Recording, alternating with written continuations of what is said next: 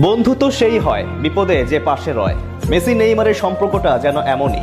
80% নিশ্চিত গোলটিও নিজে না করে বন্ধুকে দিয়ে করানো। আর এই বন্ধুত্ব দেখে হিংসে হয় যেখানে এমবাপ্পের মতো চরিত্র রয়। মেসি নেইমারের বন্ধুত্বটা অনেক পুরনো, সেই বার্সার থাকার সময় থেকে।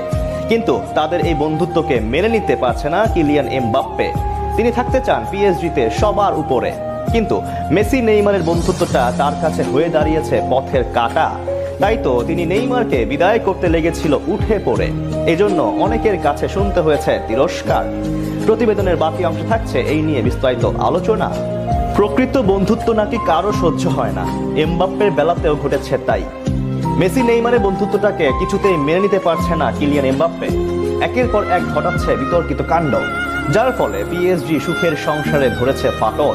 যে দলটা মৌসুমের সব শিরোপা জিততে দল গড়েছিল, সেই দলটার বড় চ্যালেঞ্জ এখন নিজেদের